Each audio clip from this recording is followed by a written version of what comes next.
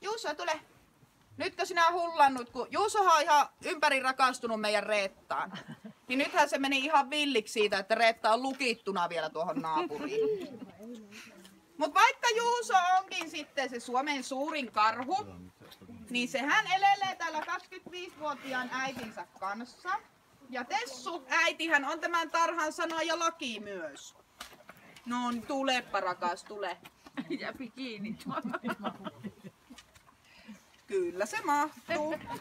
Minä vaan oon sanonut jo Sulalle sitä, että onkohan se tämä kesähelteet, mitkä kutistaa meidän koppeja vai laajentaa Juusoa. Siinä näette nyt äidin ja pojan koko eron.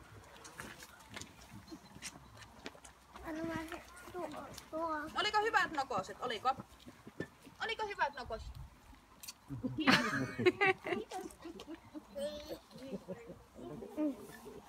Onko karkea kieli? Ei, kun näillä on pehmeämpi kuin koiralla. Oi. Minkä takia minä olen vähän nyt poikotoi sitä karhun kieli, sitä sieneä vastaan, koska se ei anna ihan oikeutta tälle karhun pehmeälle kielelle. Mutta tosiaan Juuso saattaa olla teille osalle hämärästi tuttu siitä.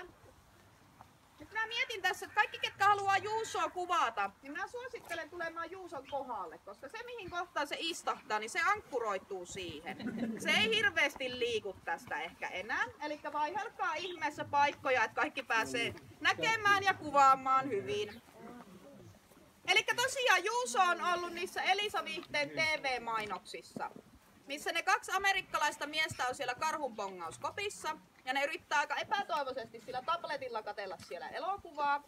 Ja sitten siihen tulee tämmönen ihan suhteellisen kookkaan kokoinen karhu, niin se on meidän Juuso. Ja se, että se on kuvattu tosiaan täällä tarhalla, mutta siinä ei ollut kuvaustilanteessa yhtään niitä miehiä sisällä, koska Juuso rikkoi sen mökin 3 kertaa ennen kuin mitä edes saatiin kuvattua. Juuson mielestä se oli ollut aivan ihana se mökki. Ottaako se mamma näin? Ottaako mamma? Ole hyvä, ne on sinun herkkua. Elä Juuso, mene varastoon. Ole. Joo, Tessu on tuommoinen siisti nainen, että ei sitä voi tuonne hiekkaan levitellä niitä.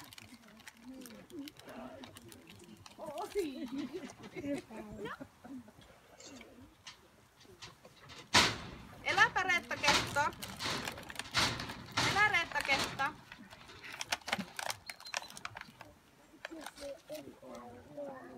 Pitääkö minun käydä kohta katsomassa, että onko se lintu päässyt pois tuolta?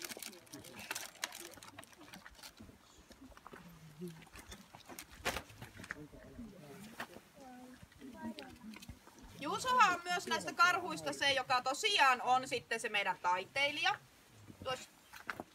Eli tuolla takana näkyy tuo Juuson artistipöytä, missä näköjään herra on käynyt appelsiiniakin kuorimassa.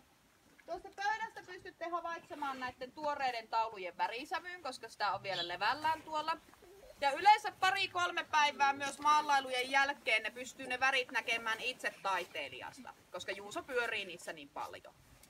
Ja se, että ne värithän on luonnollisesti tämmöiselle pienelle pojalle hyvin turvallisia. Eli lasten sormivärejä, ja jos niitä sattuu nyt menemään suuhun, niin niistä ei ole haittaa.